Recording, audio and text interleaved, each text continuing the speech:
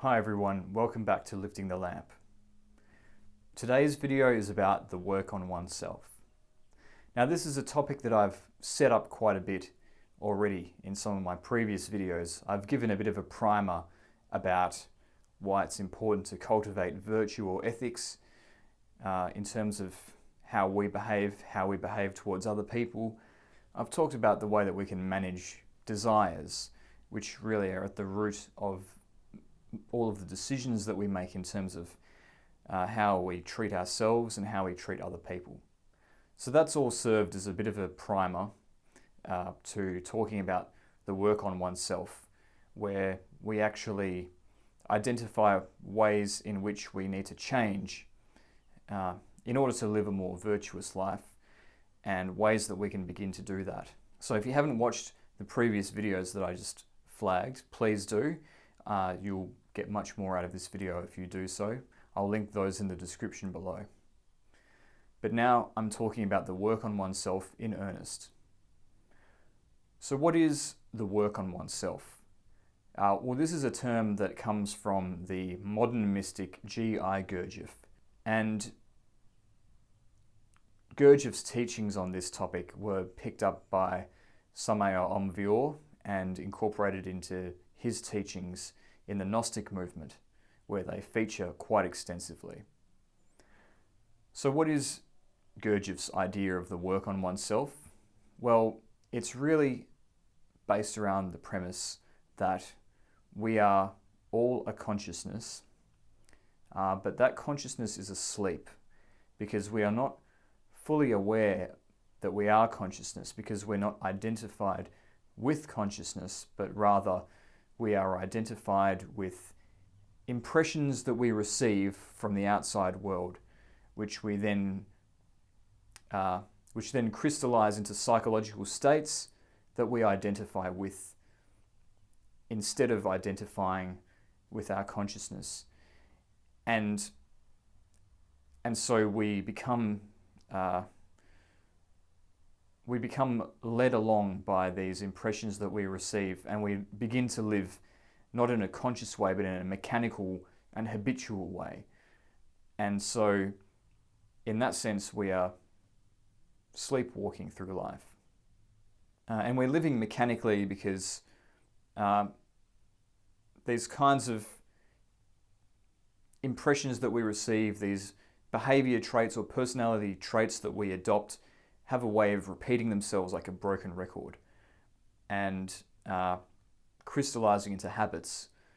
And so rather than us deciding how we want to use our volition, how we want to use our will, we instead find ourselves simply reacting to things based upon the psychological states that we hold in our head.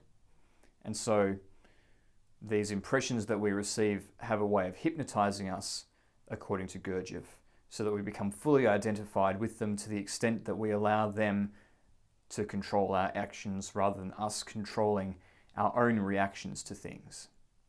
So that, in essence, is Gurdjieff's analysis of the human being as a mechanical, sleeping being rather than a conscious being. And so there is a need to awaken consciousness, and the way that that is achieved is through the work on oneself. And so everyone is in this state of being asleep as they go through life. And that's dangerous because we're not truly aware of the world as it truly is, and we're not truly aware of ourselves and what is good for us and what is going to help us fully thrive and be fully individuated and find a true, authentic individuality based in the consciousness rather than the legion of impressions that pull us along and momentarily convince us that that is what we are.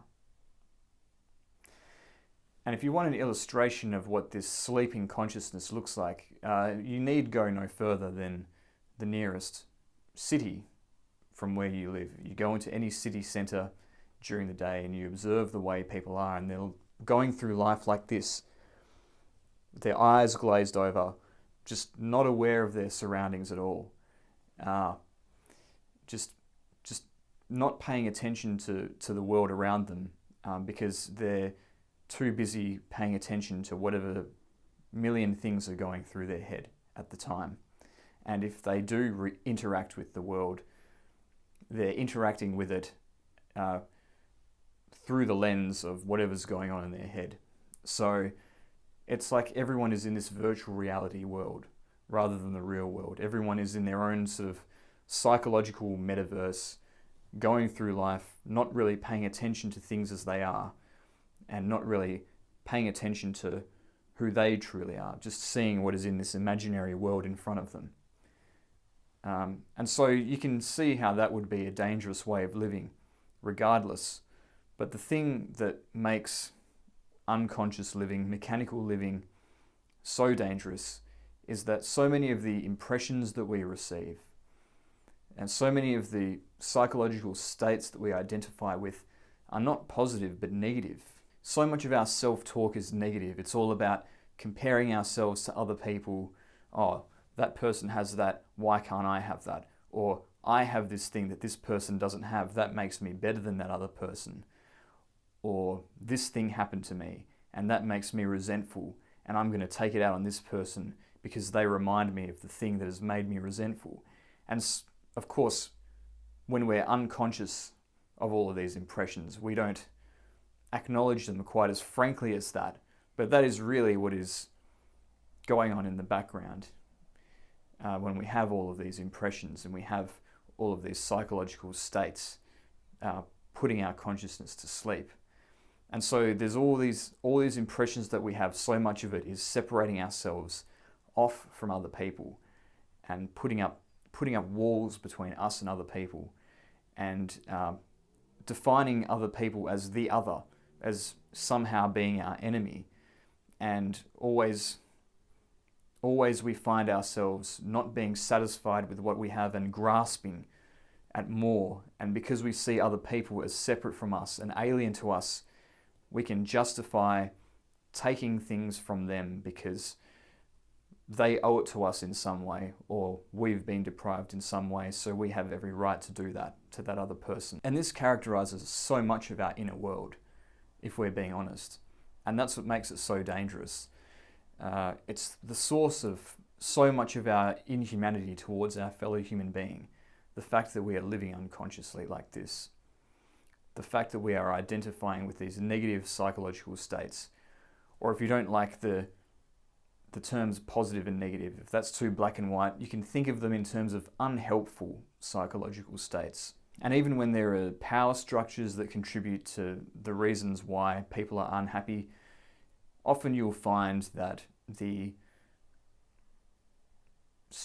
unjust structures of society are really just a reproduction of unjust structures that we have erected in our own minds, where our own ego sets itself above others and acts accordingly. So this question of waking ourselves up from this mechanical, unconscious way of living is critical to the well-being of the human race.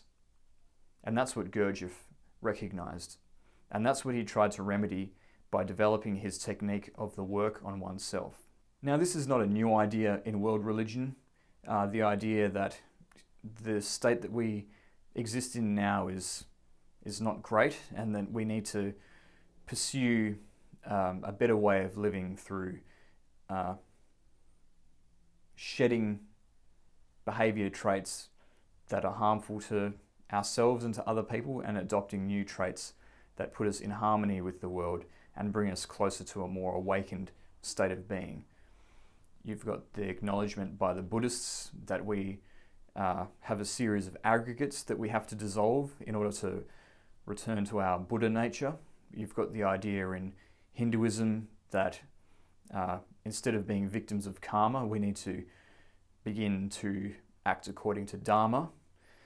And among the alchemists, this idea was spoken of in symbolic terms as the base metal or heavy lead of the mundane personality being transmuted into the gold of the awakened self.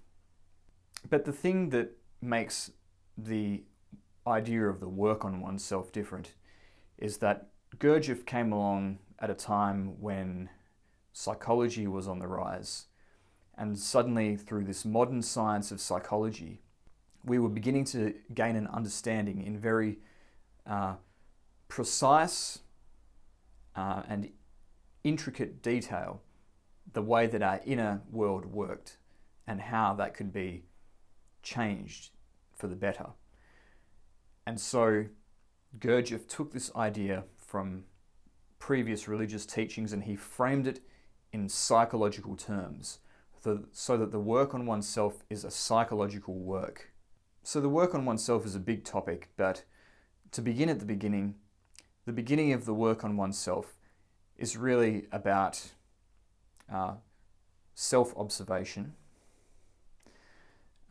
reviewing how we have acted in a particular day, in a particular point in our life. Instead of going through life involuntarily reacting to things and just going along with whatever reaction we have at any given time, stopping and observing that and seeing what that is and beginning to actually catalogue our different beliefs, our different habits, and paying attention to how we react to things, and then reflecting on whether or not that's something that's helpful or positive.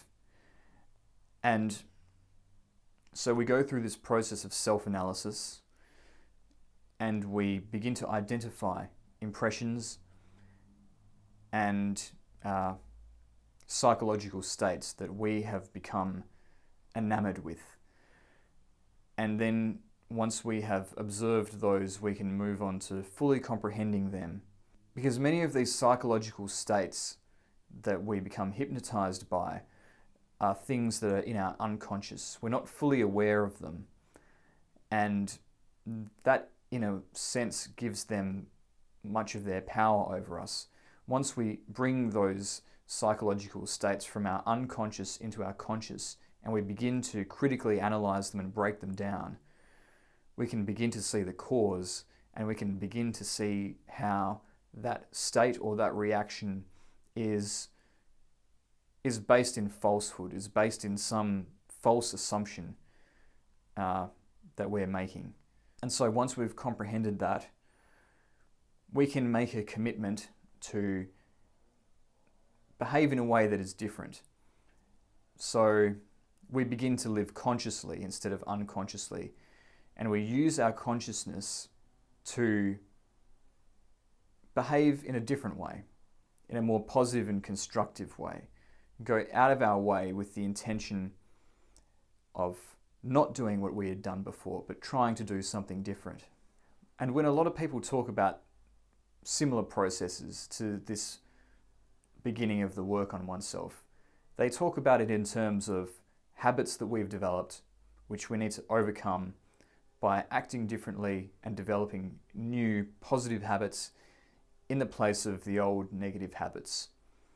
And this is part of the process, but of course what we're trying to do is overcome the mechanicity of the way we were before and instead live from the consciousness instead of from our habits. So while we can develop new habits that will help us to behave differently, ultimately we can't rely on any habits we develop. We have to rely on going through life conscious and aware. And from that, we will see the blossoming of those habits. And that forms the foundation of the transformation that we are trying to effect in ourselves. And that is the process that is involved in the work on oneself. So that's an introduction.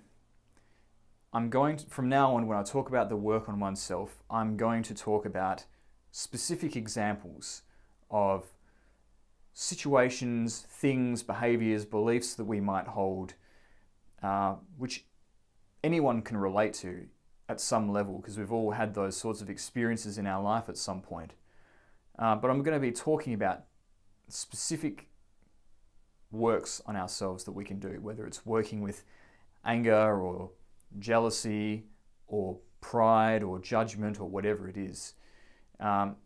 all things that I'm sure people will find very relatable. So having a bit of a discussion about how we go through life, how the narratives that we tell ourselves, the feelings that we have towards certain situations, and the ways that we relate to other people, and whether or not that's a good or a bad thing. So those videos are coming. If you want to be alerted when I release any new video, please click that subscribe button. And if you've got any comments that you want to leave, as usual, feel free to leave your comments below. Thank you again for listening, and I'll see you next time.